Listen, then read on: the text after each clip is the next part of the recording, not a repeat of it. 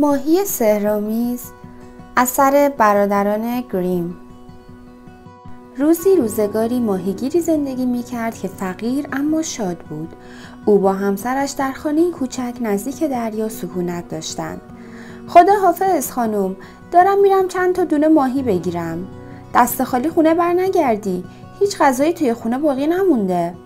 ماهیگیر به محل ماهیگیری مورد علاقه اش رفت. مطمئنم که امروز خوششانس خواهم بود. اما ساعتها گذشت و او هیچ چیزی نگرفت. بالاخره یه ماهی بزرگ به قلابم گیر کرد. به محض اینکه ماهی به خشکی افتاد، ماهیگیر من رو نکش. حتما اشتباه میکنم. فکر کردم که ماهی داره صحبت میکنه. من صحبت کردم، گفتم من رو نکش. من واقعا ماهی نیستم، یه شاهزاده سحر شده‌ام. شاهزاده سحر شده؟ ماهیگیر رحم داشته باش، لطفا من رو به داخل آب برگردون.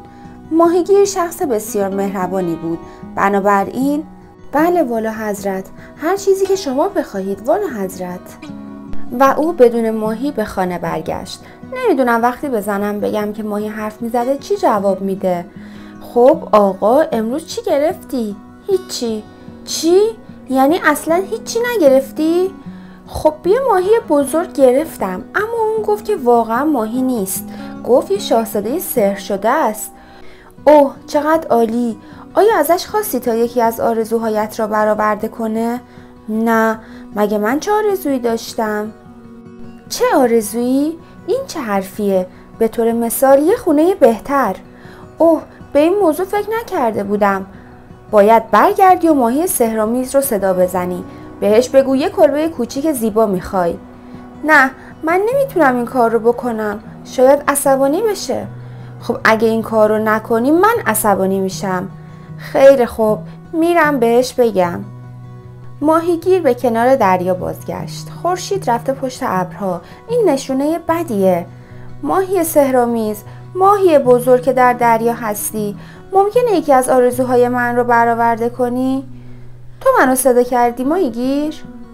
من نمیخواستم این کار رو بکنم والا حضرت، اما زنم مجبورم کرد. خب چی میخوای؟ من چیزی نمیخوام، اما زنم یه درخواستی داره. چه درخواستی؟ که شما یکی از آرزوهایش رو برآورده کنید. حالا این آرزو چی هست؟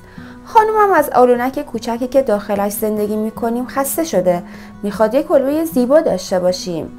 برگرد خونت ماهیگیر. اون به آرزوش رسید. و وقتی ماهیگیر به خانه‌اش بازگشت، فوق‌العاده است. آلونک ما به یک کلبه زیبا تبدیل شده.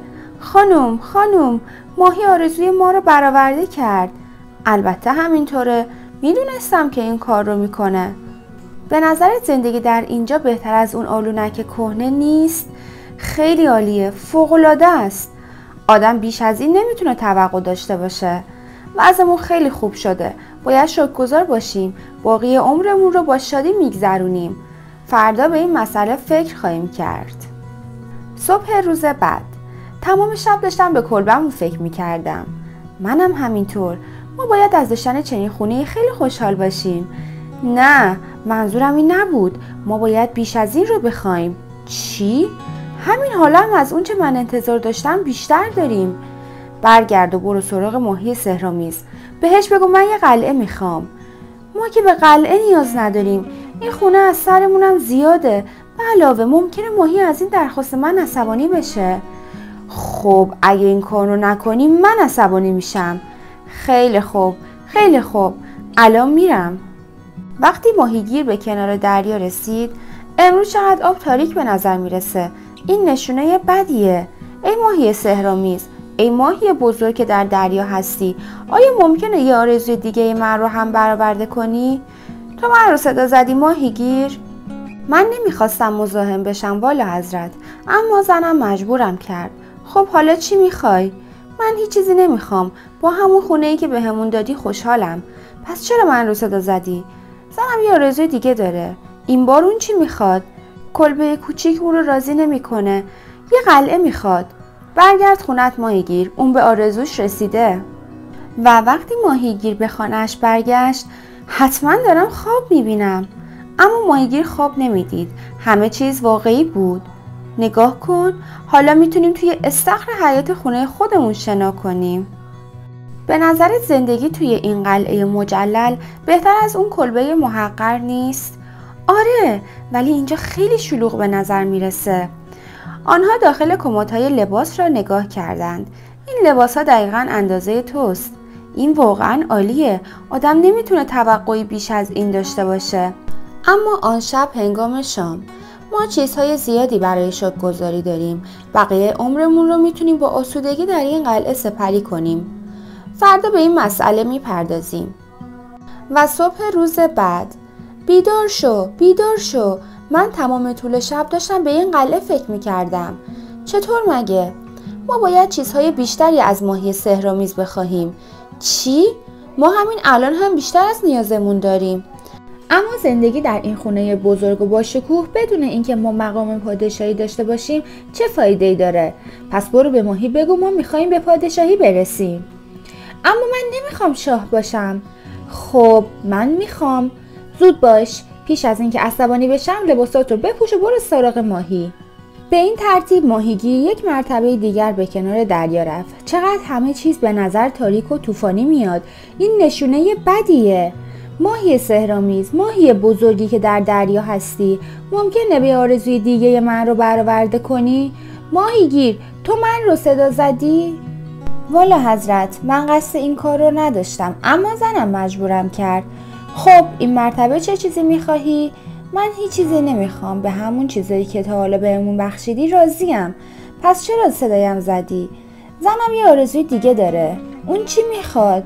حالا که توی اون شکوه و ثروت زندگی میکنه میخواد شاه هم بشه. برو خونه ماهیگیر. اون به آرزوش رسید.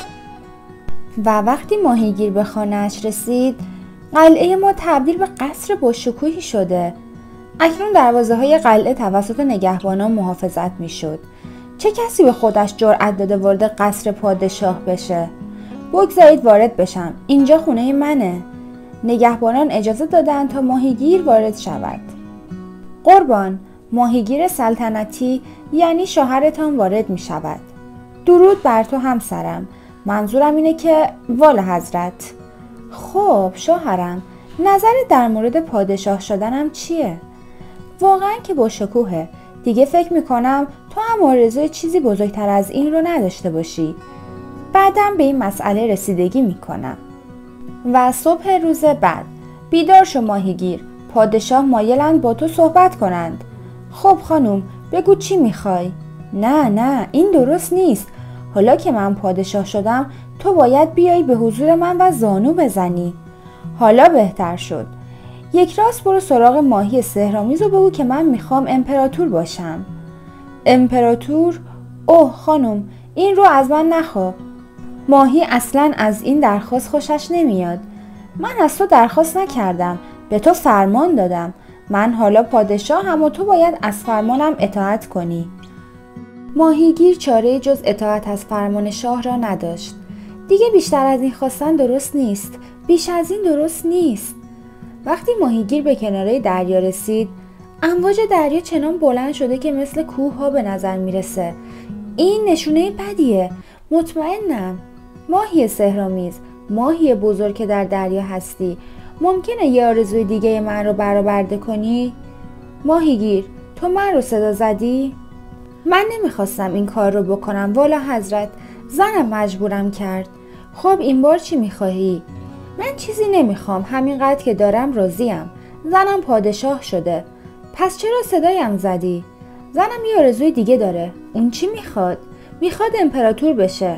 برو خونه ماهیگیر. اون به آرزوش رسیده. و وقتی ماهیگیر به قصرشان برگشت، خب خانوم، تو حالا امپراتور شدی؟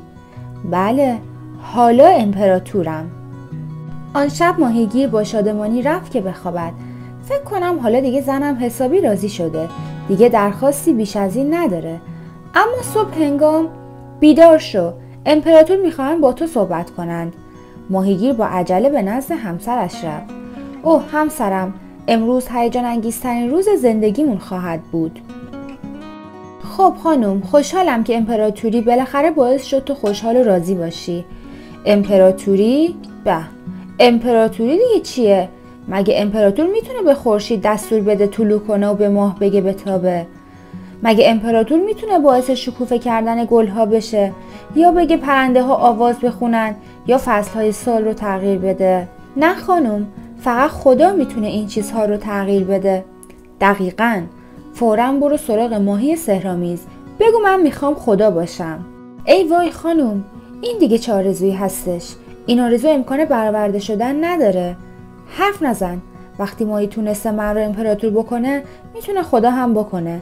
نه خانم، اون آرزو غیر قابل قبوله. من حتی به خودم اجازه نمیدم چنین درخواستی بکنم. باید این کار رو بکنی. من امپراتورم و بهت فرمان میدم بری این کار رو بکنی. وقتی ماهیگیر به کنار دریا رسید، طوفان وحشتناکی داشت به راه میافتاد. این طوفان نشونه خیلی بدیه، نشونه وضعیت وحشتناکه.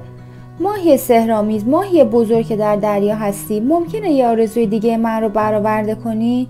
ماهیگیر، تو من رو صدا زدی؟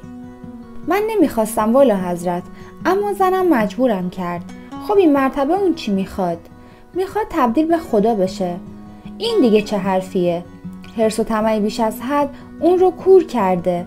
برای همین هر چیزی رو هم که بهش دادم از دست میده. این بار که به خونت برگردی میبینی که توی همون آلونک کهنه منتظرت نشسته. و به این ترتیب آنها در همان خانه کوچک باقی عمرشان را در کنار دریا سپری کردند.